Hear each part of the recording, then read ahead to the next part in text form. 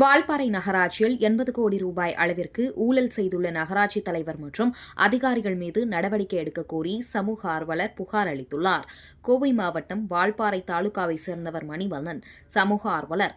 இவர் கோவை கவுண்டம்பாளையம் பகுதியில் உள்ள தமிழ்நாடு லஞ்ச ஒழிப்பு மற்றும் ஊழல் தடுப்பு போலீஸ் புகார் மனு ஒன்று அளித்தார். அதில் வால்பாறை நகராட்சியில் 80 கோடி வரை முறைகேடு நடந்திருப்பதாக நகராட்சி நிர்வாக இயக்குநர் தலைமையில் நடந்த தணிக்கையின் மூலம் தெரியவந்துள்ளது. அதன்படி வால்பாறை நகராட்சியில் மட்டும் 80 கோடி ரூபாய் அளவில் மோசடியில் ஈடுபட்ட நகராட்சி நகர்மன்ற தலைவர் அழகு சுந்தரவல்லி மற்றும் ஊழல் நடந்த காலங்களில் பணியாற்றிய ஆணையாளர்கள், பொறியாளர்கள், உதவி மன்ற தலைவர்கள் போன்றோர் மீதும் நடவடிக்கை எடுக்க வேண்டும் என தெரிவித்துள்ளார். கோயம்புத்தூர் மாவட்டம் வால்பாறை தாலுகா தாழ்த்தப்பட்ட சமுதாயத்தை சேர்ந்த மணிவண்ணன் ஆகிய நான் கடந்த 25 ஆண்டுகளாக வால்பாறை மக்களை பற்றியும் வால்பாறையில் உள்ள 35,000 ஏக்கர் நிலங்களை பற்றியும் ஆய்வு செய்ததில் வால்பாறை நகராட்சி கடந்த 1954ஆம் ஆண்டு பஞ்சாயத்தாக உருவாக்கப்பட்டது. அந்த பஞ்சாயத்து சுமார் 350 ஏக்கரில் அமைந்துள்ளது. அந்த 350 ஏக்கர் பஞ்சாயத்து இப்பொழுது வால்பாறை நகராட்சியாக உயர்ந்திருக்கின்றது. அந்த வால்பாறை நகராட்சியில் 21 வார்டுகளாக பிரிக்கப்பட்டிருக்கின்றன. ஒரு சேர்மன் செலக்டர் ஆகிறாங்க. இதில் 74 எஸ்டேட்டை 21 வார்டாக பிரிச்சிருக்காங்க. அதில் கிட்டத்தட்ட 10,000 தொழிலாளர்கள் வேலை செய்கிறாங்க. அதில் கிட்டத்தட்ட 90% எல்லாருமே நாங்கள் தாழ்த்தப்பட்ட சமுதாயத்தை சேர்ந்தவங்க. அந்த முனிசிபாலிட்டி பிரித்ததுக்கப்புறம், வார்டாக பிரித்ததுக்கப்புறம் அதில் இருக்கிற 7 பஜார்களையாவது வால்பாறை நகராட்சி அண்டர்டேக் பண்ணி எஸ்டேட்டில் இருக்க மக்கள் 60 வயசில் ரிட்டையர்ட் ஆகி ஊருக்கு போகும்போது அவங்களுக்கு சொந்தமான வாழ்க்கை இல்லை, வாழ்வாதாரம் இல்லை, கம்பெனி வீட்டை காலிப்பட்டிக்கு கொடுக்கணும் அப்படிங்கிற ஒரு சூழல் வரும்போது அவர்களுக்கு அந்த பஜாரில் ஆளுக்கு 2.5 சென்ட் இடமும் அரசாங்கம் கொடுக்குற 2 லட்ச ரூபா பணமும் கொடுங்கன்னு நீண்ட காலமாக போராடி அரசு எந்த நடவடிக்கை எடுக்காதனால மாண்புமிகு சென்னை உயர்நீதிமன்றத்தில் ரிட் மனு தாக்கல் செய்து அதில் நீதி பேராணையிலையும் ஒரு உத்தரவு பெற்றும் மாவட்ட ஆட்சியரும், கோவை மாவட்ட ஆட்சியரும், நகராட்சி ஆணையர்களும் எந்த விதமான நடவடிக்கை இதுவரைக்கும் எடுக்கலை. சமூக ஆர்வலரான என்ன பழிதீக்கணுங்கிற ஒரு எண்ணத்தில் எங்களை சேர்ந்த ஒரு 10 குடும்பங்களுக்கு குடிநீர் வசதியை கூட வால்பாறை நகராட்சி கட் பண்ணிட்டாங்க. சென்னை உயர்நீதிமன்றம் குடிநீர் கொடுக்க சொல்லி கூட கொடுக்க மாட்டேன்ட்டாங்க. அப்போது அரசாங்கம் ஒரு நகராட்சியை டெவலப் பண்ணுங்கிறதுக்காகத்தான் நகராட்சியை உருவாக்கியிருக்காங்க. பல்லாயிரம் கோடி ரூபா அங்கே உருவாகிறதுக்கு காரணம் என்னென்னா 32,000 ஏக்கரில் ஏற்படுகிற அந்த டீ தூள் ஏற்றுமதி, வெளிநாட்டுக்கு ஏற்றுமதி, உள்நாட்டு விற்பனை வரி, சொத்து வரி, அங்கே வால்பாறை டவுனுக்குள்ள வரி, தொழிலாளர்கள் வரி, டாக்ஸின்னு பல ஆயிரம் கோடி ஒரு வருஷத்துக்கு வருவாய் வருது. ஆனால் அந்த வருவாய் எவ்வளவு, அதில் யாருக்கு செலவு பண்ணுறாங்க அப்படிங்கிற எந்த கணக்குமே இல்லை. அப்போ முனிசிபாலிட்டி அந்த 21 வார்டுக்கு 10 பைசா செலவு பண்ணுங்கிற அவசியம் இல்லை. ஏன்னா அந்த 21 வார்டில் இருக்க எல்லா பிளான்டேஷனுமே பல ஆயிரம் கோடிக்கு அதிபதியானவங்க. யாருமே ஓனர் இல்லை, அங்கே இருக்கிற வேலை செய்கிற குரூப் மேனேஜர், ஜெனரல் மேனேஜர் தான் இருக்காங்க. அப்போ பிரிட்டிஷ்காரங்க காலத்தில் வாழ்ந்தது மாதிரி இன்றைக்கும் அந்த தொழிலாளர்களை அடிமைப்படுத்தி, சிரமப்படுத்தி, நச்சுறுத்திப்படுத்தி ஒரு சுகாதாரமான வாழ்க்கை, ஒரு அடிப்படை உரிமையோட ஒரு சொந்த வீட்டில் குடியிருக்கிறதுக்கு உண்டான முயற்சி யாருமே செய்ய மறுத்துட்டாங்க. இப்போ இருக்கிற சேர்மேன்ட்ட பல தடவை நாங்கள் சொன்னோம், கேட்க மறுத்துட்டாங்க.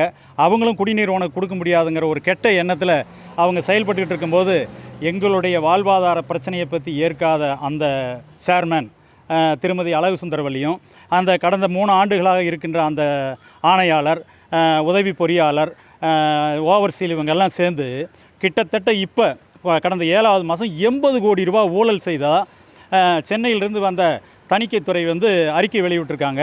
அதன்படி அந்த 80 கோடி ரூபா ஊழல் செஞ்சதை இப்போ இருக்கிற ஆணையாளர் பெட்ரியா, ஏதோ அவருடைய பேர், அவர் மறைக்கிற மாதிரி கவுன்சிலர்களை கூப்பிட்டு நான் எலெக்ஷன் நடத்துகிறேன், அது ஊழல் நடந்தது மாதிரி இருக்கட்டும், நீங்கள் அவங்கள நல்லவங்கன்னு சொல்லி செலக்ட் ஆனால் செலக்ட் ஆகட்டும், இல்லைனா செலக்ட் ஆகலைன்னா பரவாயில்லைங்கிற மாதிரி ஒரு சூழ்நிலையை உருவாக்கி அந்த 80 கோடி ஊழலை மறைக்க ஆரம்பித்ததுனால அவருக்கு நான் பதிவு தபால் மூலமாக கடிதம் கொடுத்தேன். நீங்கள் இந்த 80 கோடி ஊழல் நடந்திருக்குன்னு கன்ஃபார்ம் ஆயிடுச்சுல்ல, அப்போ ஏன் சேர்மேன், உதவி சேர்மேன், நகர செயலாளர், இதில் யார் யார் ஈடுபட்ட அந்த நகராட்சி ஆணையாளர் மற்றும் ஓவர்சீலு பொறியாளர்கள் மேலே ஏன் நீங்கள் காவல்துறை குற்றப்புலனாய்வு துறையில் புகார் கொடுக்கக்கூடாது, நீங்கள் புகார் கொடுக்க தவறினா நான் நீதிமன்றத்தை நடத்த வேண்டி இருக்கும் அப்படின்னு சொல்லி புகார் கொடுத்தோம். அவர் அதை ஏற்க மறுக்கிறார். ஒட்டுமொத்தத்தில் வால்பாறை தாழ்த்தப்பட்ட சமுதாயங்கிற ஒரே ஒரு காரணத்துக்காக இந்த வால்பாறையில் இருக்க ஆணையாளர்களும் வால்பாறைக்கு வர சேர்மேன் யாருமே இந்த மக்கள் மேலே இறக்கப்படுறதே கிடையாது. காலையில் 6 மணிக்கு தாட்டை கட்டினா சாயந்தரம் 6 மணிக்கு வர்றாங்க. இந்த உலகமே அவங்களுக்கு தெரியாது. அவங்களுக்கு தெரிஞ்சதெல்லாம் அந்த தேயிலைக்காடு மட்டும்தான். இந்திய அரசியலில் இன்றைக்கி எவ்வளவோ முன்னேற்றம் அடைஞ்சிருக்கு. தயவு செஞ்சு வால்பாறை பாருங்கள். இன்னும் 100% ஒரு தனியார்கிட்ட அடிமை வாழ்க்கை வாழ்கிறோம். அப்போ எதுக்கு நகராட்சி நகராட்சிங்கிறது அந்த மக்களுக்கு ஒரு சுதந்திரமான வாழ்க்கை, ஒரு குடிநீர் வசதி, ஒரு வீடு வசதி, எந்த வசதியும் அங்கே கிடைக்கக்கூடாதுங்கிறதுல தான் குறிக்கோளாக இருக்காங்க. இன்றைக்கி நாட்டில் வந்து 2.5 சென்ட் கவர்மெண்ட் கொடுக்குது, 2.5 லட்ச ரூபா பணம் கொடுக்குறாங்க, இது வால்பாறைக்கு பொருந்தாது. ஆடு மாடு லோனு வால்பாறைக்கு பொருந்தாது. அப்போ மத்திய மாநில அரசுகளோட எந்த நலத்திட்டமும் பொருந்தாது. இன்றைக்கி மத்திய கவர்மெண்ட் வீடுக்கு குடிநீர் கொடுக்கணுங்கிறாங்க, அது பொருந்தாது. எதுவுமே வால்பாறைக்கு பொருந்தாது. அப்படின்னா ஒட்டு மொத்தத்தில் தாழ்த்தப்பட்ட சமுதாயத்தை அழிக்கணுங்கிற ஒரு எண்ணத்தில் கிட்டத்தட்ட பாதி பேர் கீழே இறங்கிட்டாங்க. இதுக்கிடையில் மிருக தொல்லைகள் குறைந்தது ஒவ்வொரு மாதமும் ஒவ்வொரு மரணம் நடந்துக்கிட்டு தான் இருக்குது. அதுக்கு வந்து இந்த நகராட்சியில் இத்தனை கோடி ரூபா இருக்குது. ஒன்றும் வேண்டாம், ஒரு 10 லாரியை விட்டு 10 எஸ்டேட்டுகளுக்கு கொடுத்தா கூட அந்த மிருகங்கள்கிட்டருந்து அந்த குழந்தைகளை காப்பாற்றலாம், அந்த பெரியவங்களை காப்பாற்றலாம். எந்த முயற்சியும் செய்கிறதில்ல.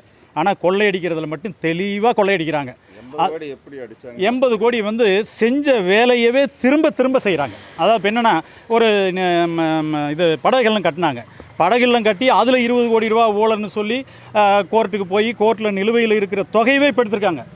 அதை வந்து கோர்ட்டு சொல்லுது அந்த தொகையை எடுக்கக்கூடாது, இந்த வழக்கு முடிகிற வரைக்கும் சொன்ன தொகையை எடுத்து இப்போ அதுக்கு அதே பில்லை போட்டு இப்படி ஒரே ஒரு மேட்ரை செஞ்ச மாதிரி. ரெண்டாவது, வால்பாறை நகராட்சியில் இருக்க அந்த 300 கோடியோ இல்லை 400 கோடியோ வருவாயை எடுத்து பிளான்டேஷனுக்கு செலவு பண்ண வேண்டிய அவசியமே இல்லை. ஏன்னா பிளான்டேஷன் அவன் ப்ராப்பர் டேக்ஸ் கட்டி அவன் பெரிய அளவுக்கு 5000 ஏக்கர் வச்சு கம்பெனி நடத்திட்டு இருக்கான்.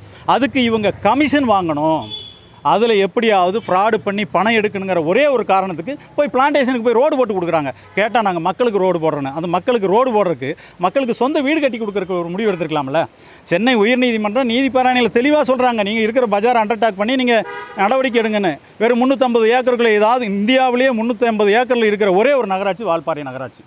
அதை விழிப்புணர்வோடு கேட்குறதுக்கு யாராவது வருவாங்கன்னா, நாங்கள் எல்லாம் தாழ்த்தப்பட்ட சமுதாயம் இன்றைக்கி தான் இப்படி பேட்டி கொடுக்குற அளவுக்கு வந்திருக்கிறோம். அவ்வளவு இன்னும் பின்தங்கி இருக்கிறோம்.